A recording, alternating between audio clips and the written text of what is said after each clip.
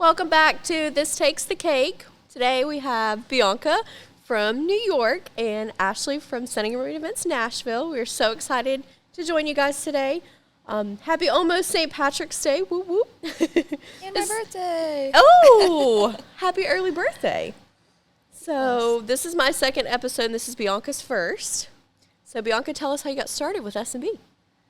It's actually a funny story. I kind of tracked Sarah's progress over the years, and I was like, okay. And then having planned events myself, I wanted to, be a part of something that was established, had a good reputation, was well known.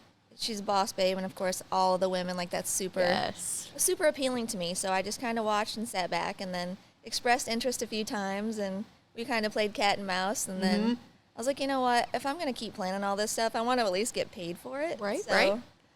Reached out to Sarah when we moved back to North Carolina. And the rest is history. It's crazy because I think I'm the only owner that owns where I don't live there full time. Oh, yeah. So I split my time. So it's definitely been an educational journey, if you will. Lots of traveling, I'm sure. Oh, lots of miles. Yes. Lots of miles. Yeah, but it's been fun. Good. Yeah. How many years with S&B did you say? My anniversary is actually coming up on Valentine's Day. Oh, yay. Yeah. So I'm super excited about that. Love it. I can't believe it's been 2 years. It's flown by. I know, it's so hard to believe. Yeah. So hard to believe. Time is flying, I will say that. Yeah. So we're talking today about superstitions on your wedding day. So are either of us superstitious? What would you say? I mean, not really. I love to, I guess, humor the superstitions and watch the fear of them come over, couples and people in whatever aspect of the event we're planning. But it's just, I don't know. I don't know that I am really. Yeah. I could say the same thing. It just depends on what it is. Certain things, and we'll jump into these here soon. But, it's yes, absolutely. But others I'm like, I don't know. Yeah. I don't know. So, well, we can jump right into some of these. Some of common wedding superstitions that we often hear about. So we have rain on the wedding day is good luck. I think that's the big one for me. I think that one's the most. I always, of course, want to believe that. Right. But I think that any of my brides this past wedding season, they can attest, it was probably a solid 90% of my weddings had rain. So congratulations, everyone's going to have great luck. And we're so excited that you had the best luck on your wedding day because I was there for all of those. And it poured for some. And I'm just trying to keep them calm and, positive and. Yes, that's what I have. I've had a couple brides that I'm like, remember, rain on your wedding day is good luck. They're like, but still. Yeah. I get it, but. Or it's monsooning the night before and they're panicking. And I'm like, everything's going to be fine. We don't talk about rain. Yeah. It's not going to happen tomorrow. Right. It's going to be good. Right. And unfortunately, that's the one thing we can't control. Yep. We just have to roll with it and pivot. That's right. That's right. Yeah. So some other ones, seeing the bride before the actual ceremony being bad luck. I mean, I have to disagree with this one just because we do so many first looks. I was going to say, in today's time, Yeah, things have changed. Traditions have changed. Everything's kind of a melting pot now of different, especially cultural-wise. I think that's so fun, the different elements that, different cultural events bring to it because there's so many different things that pour in. But I don't really think... I think it's hard for this one just because first looks are, one, so popular now, and two, just being I love a first look just because, it makes everything so much smoother. They have their private moment. There's not pressure on the groom to cry. Yeah. So I think that one, I'm not, I can't say that I'm superstitious about that one. Yeah. And some people are nowadays too, don't talk to the groom before, talk to him the night before and then don't talk to him till you get to down the aisle. So there's just a couple different ones. I did have some really sweet moments where they didn't do the first look. They would do the first touch, around a corner. Oh, yes, that's true. Or read the vows just between the two of them. Like a private moment. Yeah. Mm-hmm. Yeah. And then obviously during the ceremony, it was additional vows that weren't heard by all. But right. It was nice and sweet. But no, I don't think that it brings anything back. Yeah. Me and you both. Okay. The bride standing in place during the rehearsal is bad luck. This was a newer one for me. One of my brides, she brought that up, I mean, she still did it, but she's like, is it bad luck? And I'm like, I don't think so. Like, I don't see it that way. Right. Like, it's up to you. Like, I want them to be comfortable. I'm not going to tell them, like, your wedding day's cursed if you do this, right, you know? yeah. I had a bride that she had her sister stand in, and it was funny because, like, I don't know how it all came about, but something about the sister knew who was the groom before the bride did. So it was like they were standing up there awkwardly like, oh. Oh, yeah. And it was like, no, it's the sister getting married, you know. See, yeah, but and some weird. people don't like know of that. So when someone stands in, they're like, why is she not standing in? Why is the bride not standing in? Like that's random, you know. And and I know my mom in general, I think she did that on her wedding day. Oh, like really? back then, you know, she had her maid of honor stand in then. Yeah. So and that's not one know. like you said that it was like fresh to me, or you know, and not many people do it now. Heck, we don't hardly even do many rehearsals because weddings are so small as far as, you know, micro weddings and those kind of things. No one's in the wedding party. So, but yeah, I think that's, you know, I don't think that's one that would necessarily be superstitious, but you never know. No, I think to each their own. Right, yeah. All right. Dropping the rings brings bad luck to whoever drops them. Best man, officiant, etc. I mean, I could see where that would be considered bad luck, but I don't really see anything. I think if it like bad. dropped down like a drain or something where it was like harder Symbolic, to get to, like the marriage just went down the drain. Yeah, that might be a little dark. But yeah, but I think just like dropping it accidentally, that happens so many times that you're like, everybody's nervous. Right, and everybody's like shaking.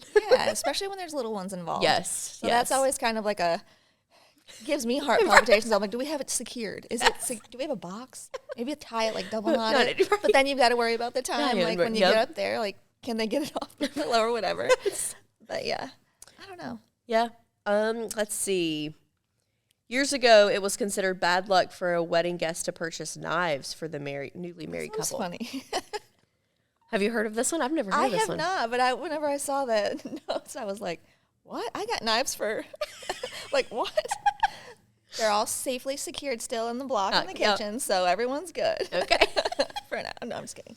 But no, I've never heard of that one. I have heard, like, you don't say congratulations or... It's best wishes. Yes, best wishes now. So I have heard that one. So not that it's a gift, but, you know, like when you're signing your card, congratulations. Nope, let's put best wishes. I've never understood that. Me either. Well, maybe I'll have to do some research. Yeah, I'll have to look that one up somewhere. A pearl engagement ring is said to be bad luck because it's shaped like a tear.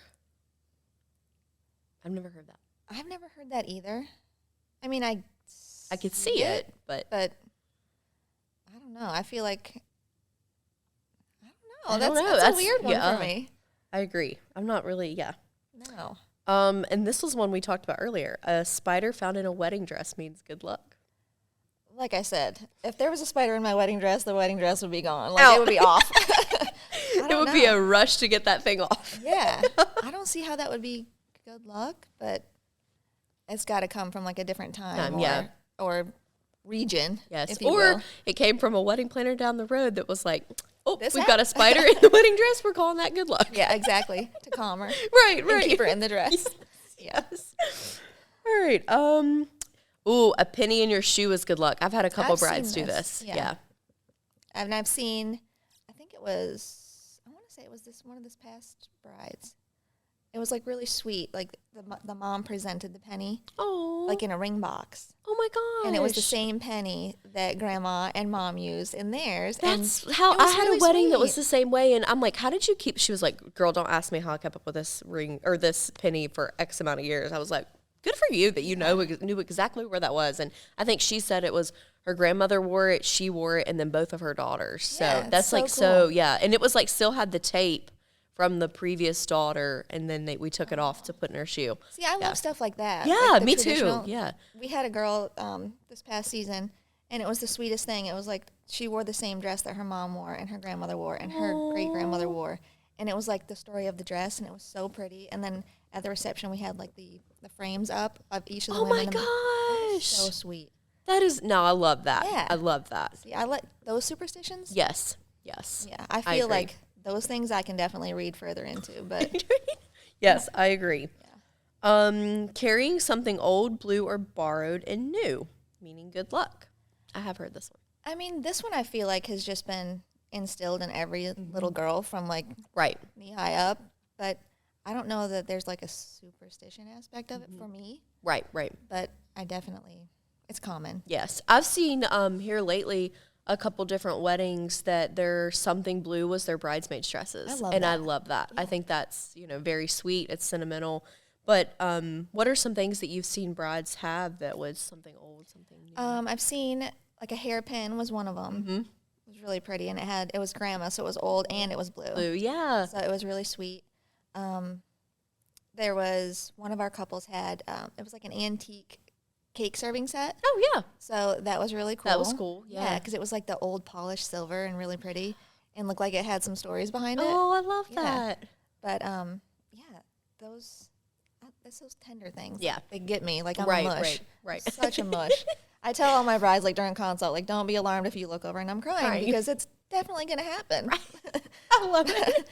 Yes. It's just, I don't know. It's those little moments. Yeah, I agree. Yeah. Some of the something blue things that I've seen too, other things is like a ribbon around the bouquet, like that's blue, or a blue flower in the bouquet, like just really teeny tiny. The groom's inside of the groom's jacket being blue. There's a couple different things that I've seen that's just, I think unique. And if you don't no one really has to know about those things until it's like a hidden. Yeah, it's like a hidden gem type thing. Yeah. So I love those. Okay, let's see here. I've heard this one, and I've actually helped with this one. Burying bourbon 1 month before the wedding at your venue for good weather. Good luck means weather good for your wedding day. See, I've heard of this one, and I've actually been at a wedding where like Sarah's done that, and like we've had to place the shovel and all the stuff. But I think that, and I don't need anybody coming at me, but I think that's more of a Southern thing. Yes, like we don't really do that in New York that I'm aware of. Oh, right, yeah. But I mean, it's rain or snow pretty much, so we get like that little window of good weather. So you're either busting through like frozen ground. Very or, true. Yeah, very true. I could definitely, like you said, see that being like a Southern thing. And I've been at weddings too where they have like certain venues that I've worked at would be perfect for this because it's a barn or grass, whereas like downtown Nashville you don't have that opportunity, and we've been at weddings before where they dig up the bourbon, they dig up what was the good luck and they drink it at the wedding and just cool things like that, and it's sentimental, and then they can keep the bottle. It's buried for like a month, right? Yes, month. I think it's a month before your actual wedding date, which is so cool. Yeah, one of my friends, she actually just got married, and I saw like on her stories that they were digging it up, and I was like, oh, that's so neat. Yeah, and it didn't rain on her wedding day. That's what okay. I've seen it at a handful of weddings, and it never rained that day. Maybe that's one I'm superstitious. I was gonna say maybe that's one. Yeah, I know what I'm doing when I get married. We're burying the bottle, right? Then we're digging it up. We'll have to track it. And see how it works. Yeah. All right, there's a couple more. Throwing rice at the bride and groom is supposed to be good luck, like after ceremony. See, I've seen that in different cultures. Yeah. I know that it was like tradition. I can remember being a little girl, and that was like the thing to do, was throwing rice. Yes. Like anytime I would think of like the exit, it was always rice. Now I think the tradition is sparklers. Yes. Always the sparklers. Yes. I mean, if they're, permitted. But right. I don't know. Like, I've seen a lot of birdseed lately, and I don't know what it is with the birdseed. I don't know if it's just like when they're outside. I don't know if there's a superstition by that, but I've seen the rice, but here lately, if it's not sparklers, like you mentioned, it's birdseed or something like that. So I don't know. We've had the like the dried flower petals. Oh, but I've not. That's so crazy. Thinking back, like I don't think I've had not one person do rice, unless I'm just overlooking it, or it had to be a long time ago. Yeah, right. But yeah. We'll have to be continued on that. Yeah. To be continued. This season. We'll have to see.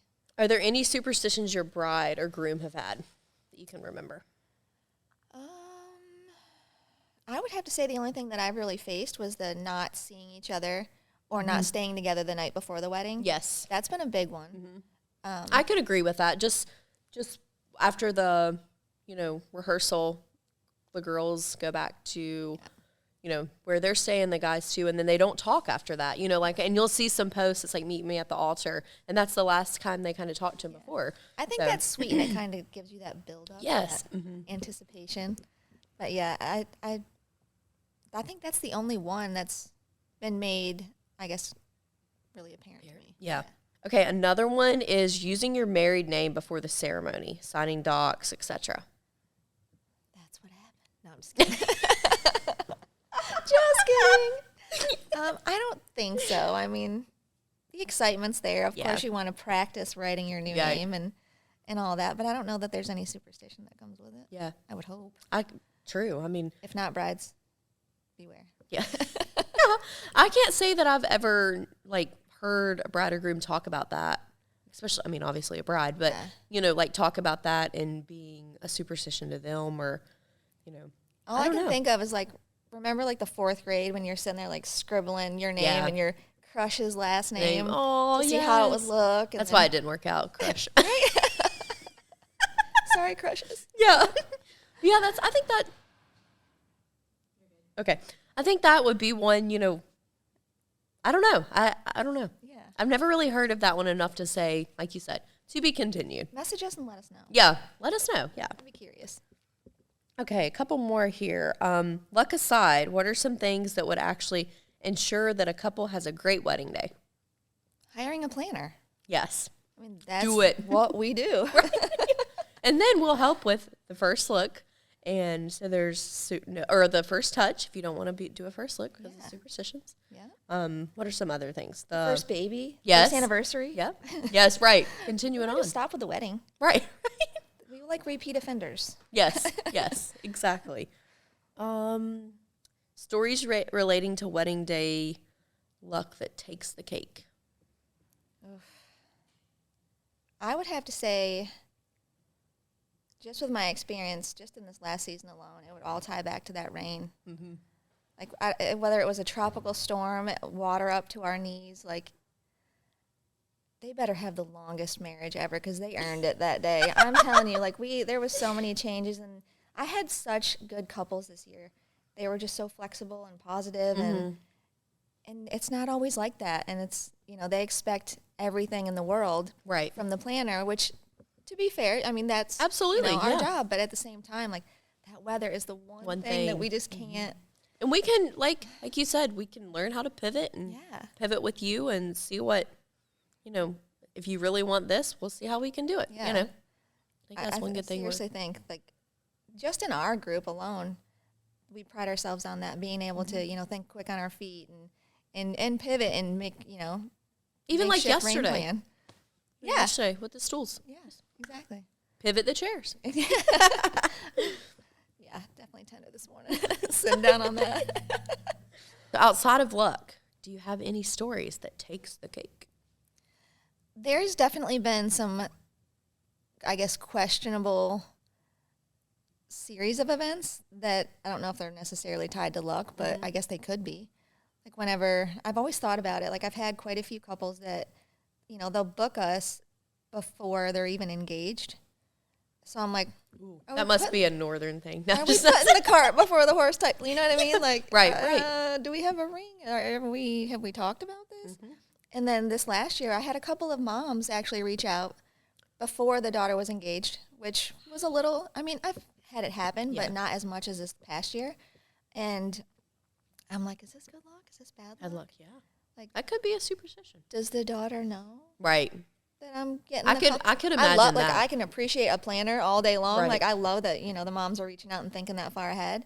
But that has crossed my mind. Like, is that bad luck? If, yeah, I could see that. Is there a specific order? And if you go out of it, like, right. Like the time series or whatever. Yeah, that's true. And too, like you mentioned about the horse before the carriage, it could always be the chicken or the egg come first. Yeah, true. And I think too, like nowadays, how far out weddings are being planned. Yes. I think it too could be something that, they're just trying to get ahead of the game, or they have a special wedding date. Like, for instance, 12/12, 2012 or 8/8, 2008 or whatever the case may be. And it could be, it could be something that, you know, they want a specific date years down the road and they're like set on that, or it's an anniversary date and, you know, or whatever the case may be, or, you know, like a special date, like, you know, this February being leap year, you know, so they've only been married X amount of years when they've actually been married way more. Those presents better be fire if they're only having to do it every 4 years. Like, they better be really good. Yeah. So I think that could be one. And then I think into the moms thing, have you had any crazy moms? I mean, I don't know that I would describe them as crazy because I'm a mom. Like, I have 2 daughters. Are you a crazy mom? I mean, I'm a helicopter mom. Awareness is the key. Like, I have no shame in admitting that. But no, like, I appreciate it. Like, I know that some daughters are just like, oh my goodness, you know, keep her busy. Right. She's stressing me out. You know, do something with her. And they're not coming from a bad place. Right. It's just mom wants it to be perfect for her little girl, you know. And then sometimes, like, the mom didn't get the opportunities that are available now. That's very for, true, like, you know, the level of weddings that we have and the inclusion of, you know, all the events and all the fun stuff, like the marquee letters and, you know, all those add-ons. Right.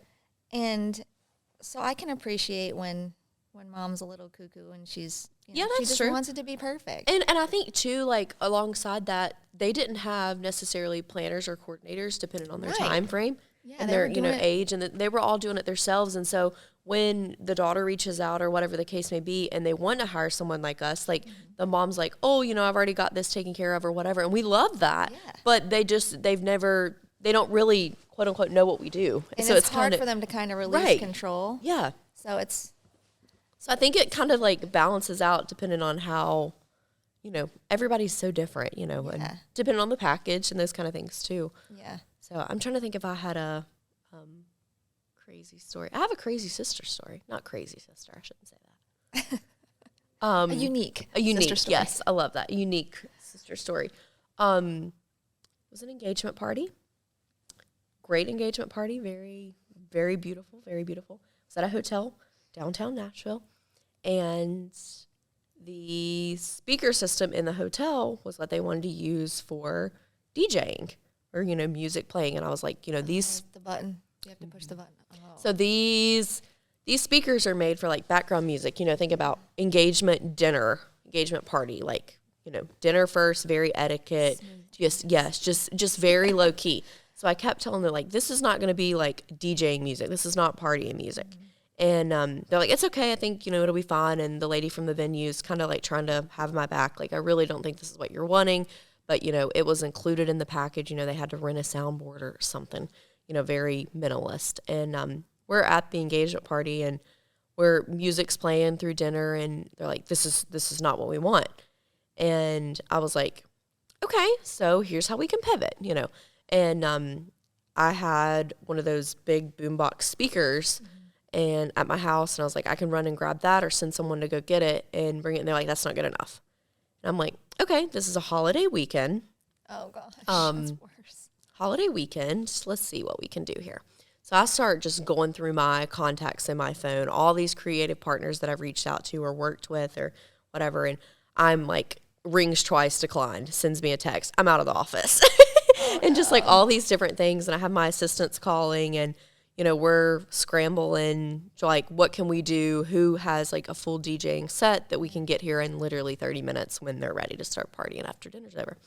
So we're calling, scrambling, you know, looking. The bride and groom know nothing about this. We're all on the backside. But the sisters, like, in my face, like, why aren't they here already? Like, all these, like, gets up from eating her lamb chop to come and, like, tell me, ask why it's not there. And I'm like, okay, we're working on it, you know. She's like, I don't care what it costs, get it here. And I'm like, be careful how you say that. Right. You know what I mean? Because it's a holiday weekend and we're calling them 30 minutes before we want them here. Like, it was a whole thing.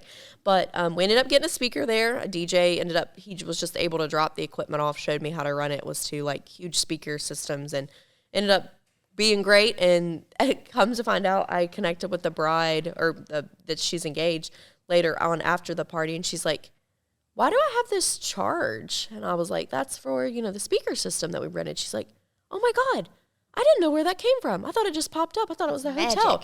And that's literally, she was like, thank you so much. Like, I did not even know. And she paid me the next day. And I'm like, it's fine. Everything's great, you know?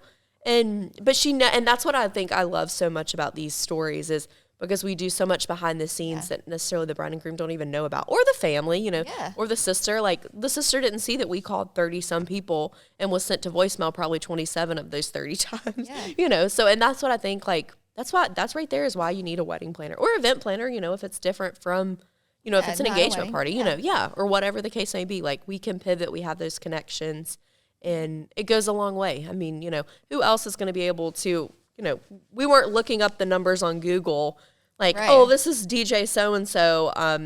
Do you happen to have some equipment you can drop off to us in the next 20 minutes by now? Yeah, that's the benefit of building those relationships. Like, that's why that's such a focus for me is to build that network, and it's extended support system is what it is. You know, it's like additional family on your team that's not together all the time. Right, exactly. And that's what this one specific DJ said. He was like, I wouldn't do this for just anyone. Yeah. But he's like, you know, you've been great to me. I love working with you. I'll be there literally. And jumped in the car, I think, and was on his way the second I called him, you know. And that's what, like you said, that's what goes so far. And just we build these connections. We spend a lot of time making sure these creative partners are people we want to work with. And when you're in those situations, they can help, just like if they're in an event and, you know, something happens to the coordinator or whatever, you know, they can help with us too. Yeah, and that's huge. And so many times, like, it's kind of like photographers, you know, they get such a bad rap about, you know, pricing and all that stuff, but nobody sees, like, on the back end, all the effort that goes in. All the editing. The hours on hours on hours of editing. And that's time. Right. Very true, yeah. But they love the product when it's delivered. You know what I mean? Exactly, yes. But that's the thing. Like, a lot of the things, we don't bring it to your attention what all we're doing. Right. We're not like, hey, did you see I fixed that tablecloth? Yeah. I fixed that linen. Everything looks this way and is flowing this way because we're doing what we're supposed to be doing. Not because you're, you know, telling us, directing us. We're seeing something and we're just being proactive. Right. And that's huge. But so many times, like, you know, there was one couple that they came in and got married in the Finger Lakes and had ordered, I think it was menus or place cards or some kind of print anyway, and was having it delivered to the venue like the day before. And it didn't get there. So, of course, we're scrambling. She tells me, like, because there were so many things that were added on after the fact, and it was just like, at that point, I'm, like, willing and ready to just, you know, roll with it. Roll with it, yep. So here it is, a Saturday, and her stuff's not showing up. So I'm, like, calling. Thank God, like, being born and raised there, and it's a small, you know, there's so many pockets of small towns. Right. Like, one of our family friends that my mom actually grew up with owned a print shop. Yeah. And had the quality of the image been where it needed to be and the kind that, you know, he needed to print, we could have had it rolling right then. But, like, we tried everything in our power to try to make that happen. Right. And there's just some things that, you know, you can't. Right. I think that's like we were saying too, just building those relationships goes so far, and so many things are happening on the back end when you're getting your makeup done and hair done, and, you know, you're out on the dance floor, we're in the back, you know, packing up your special items, making sure your cards are tucked away. There's so many different things that go into what we do, and like you said, proactive at seeing those things and making sure they're taken care of before it happens, you know. And like for instance, when a glass breaks on the dance floor, you know, you're right there with the broom ready to sweep it up and make sure no one gets cut. You know, it's those kind of things that it's just we're right there. Yeah, you have to anticipate that next step. Right. And that's like when, you know, we're on a concrete floor and cheap thin glasses, it's going to happen. I mean, the broom sits by the bartender. I mean, that's how it is for me, you know. When you anticipate those things and people are like, you know, so much thought goes into this, and it really does, you know. Yeah, and for the most part, I guess the acknowledgement's there. Like, they see it, like, somebody sees it, and, it, you know, it doesn't go unappreciated, which is huge. Absolutely. Because even if nobody does see what you're doing, we know what we're doing. Right, yes. And we know that we put it in, you know, 110%. Right. Yeah, so that's huge. I think so. So tying it back to St. Patrick's Day, do you know where the tying the knot came from? I do not. So there's an Irish law that says hand fasting was in the official ceremony of marriage. During the ceremony, the couple's hands were bound together, hence the phrase tying the knot. And that's an Irish wedding tradition. I mean, and that's where it came from. But I don't want to be tied to anyone. We're only tying the knot. We're not tying it. Figuratively or physically. I think that's a little. Yeah. The handfesting ceremony was the couple's first pledge of their commitment to each other. We know it as engagement. However, the couple initially committed only to a temporary trial marriage. This lasted 1 year and a day. If the couple were not getting along, they would agree to go their separate ways. But if they were happy together, then they could proceed with marriage. So it's kind of like a promise. Yes. Yes, a promise tie, tying the knot. So this picture, and I know you guys won't be able to see it, but this picture shows like multiple, looks like ropes from the picture of multiple different colors, and their hands are crossed over each other and are kind of tied together. I mean, I like the symbolism of it. Yeah. That's sweet. And who would have ever thought with it being, that's where that came from? I never knew that. Me either. Like the sayings, obviously really overdone, but... And being a, Irish wedding tradition, that's very cool. I would be anxious to see if anyone, still does that nowadays, or if that's something that is kind of phased out with Irish weddings. But I'm not sure. I wonder how many people are going to get married like St. Patrick's Day thinking, luck of the Irish. Luck of the Irish, yes. Will it bring me, that's a superstition. Yes. Is that going to bring me forever love? And being a Sunday this year, it might be more popular than, like a weekday or something too. Yeah. Book us brides. Yes. St. Patrick's Day. Let's test Have this the date theory. available. Yeah. Might be a little chilly, but yes. we'll roll. We'll roll, yeah. We can pivot. Exactly. We can pivot. All right, we're wrapping it up. Thank you guys so much for listening today. And this is Ashley from Sunny Brilliance, Nashville, and I have Bianca here. New York. Where it's cold. No. Oh, it's definitely cold. But thank you guys for listening, and you can contact us by the website, Instagram, Facebook, or my email is ashley.huff@stunningandbrilliantevents.com. And Bianca? Bianca at stunningandbrilliantevents.com. Thank you for listening. We'll see you next week.